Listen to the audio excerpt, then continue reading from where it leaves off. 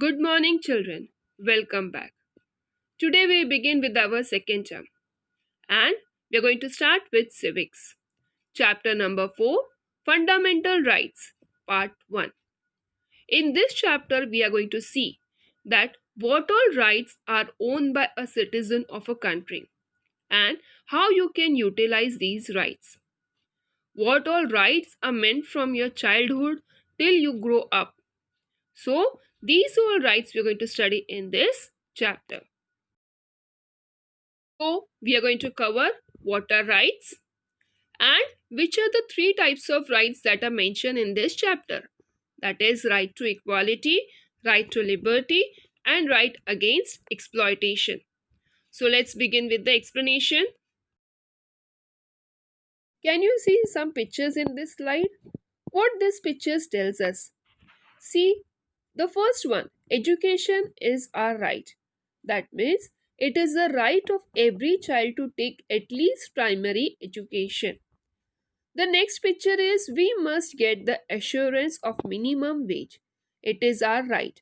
That means the one who is employed should get at least minimum wage. That means whatever work he had done or she had done, that much allowance should be given to the employee. We have a right over our forests and its resources. So, the people who are living in villages or in tribal areas, they have completely right over their heritage and their habitat. So, forest is their habitat and that is their income source and it is a resource for their livelihood. So, that is their right and we should not destroy it. Might have seen such type of placards in a newspaper or maybe in certain rallies or march where they fight for their rights.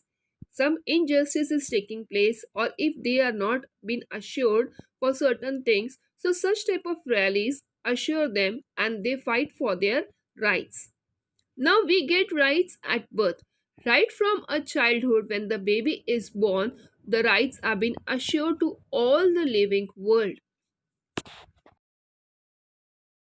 It is a duty and responsibility of society as well as of government to take efforts, initiatives to ensure that baby gets a proper nourishment and a proper care of health is taken so that the baby grows in a proper manner.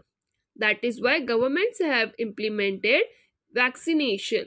Few vaccination are free of cost like polio vaccination so that the child's health is ensured. Now, when an individual will get protection when there is no injustice, exploitation is not there, any kind of discrimination, deprivation is not there, then only a person can develop himself as well as when the person will develop, then only society can be in a full flourished manner. The demanding one's rights in a proper atmosphere and getting these rights for ourselves as well as for the society is the duty of every individual. We should understand that what are our rights and how we can preserve them so that whenever we require it, we can fight against injustice. Indian Constitution has guaranteed equal rights to all the citizens of the country and it is assured that all the rights are being followed in a proper manner. So whatever rights that are mentioned in the Constitution that are fundamental rights. So as these rights are included in the Constitution, they have a status of law and it is a duty of everyone to see that no injustice is taking place in the society and everyone is assured by their fundamental rights. Constitution has mentioned our fundamental rights. In all total, there are 6 main rights that are owned by every individual of the country. So, in this chapter, we are going to see first 3 rights. That is, right to equality, right to liberty, and right against exploitation. Beginning with the first one is right to equality. Now, equality word itself tells us that everyone should be treated equally in the society, though it may be belonging to a class, caste, or gender. No discrimination should be there in the society. Everyone should be treated equally. The same law applies to all and it is equal. Many laws gives us protection, and among them one of the example is that we have protection from arrest without warrant. That means if you have done any kind of activity that is unethical, and if police comes to arrest you without warrant, you cannot be arrested. So that is one of the provision given by government. Also, the state cannot discriminate while extending such protection. What all other things are included in the right to equality? So a state cannot discriminate any of the citizen on the basis of religion, caste, on the basis of gender, place of birth, residence. So wherever a person is living, one can get all the equal rights that an individual should get, as it is mentioned in the constitution. So, government cannot make any kind of differences on the basis of gender, on the basis of religion. Even employment opportunities are equal for all.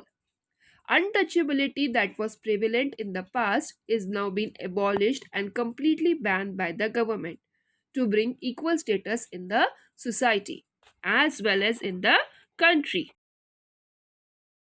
Practice of untouchability is being completely banned by the government, but still if it is prevalent in any part of the country, then it is a offense and you are going to be penalized for that offense. So it is completely banned by the government so that India should get a equal status and each and every part of the country should be provided equality. That is why it was banned by the government as per the Indian Constitution. The Constitution has also abolished titles that create an artificial hierarchy among people. That means just a kind of show off to add certain names and show their status. So this completely things have been banned by the government. Just take an example by putting Raja, Maharaja, Rai Bahadur. These all things have been abolished in our Indian Constitution and is being banned and not being followed. So my dear children, in this part of video we have seen the first fundamental right, that is right to equality.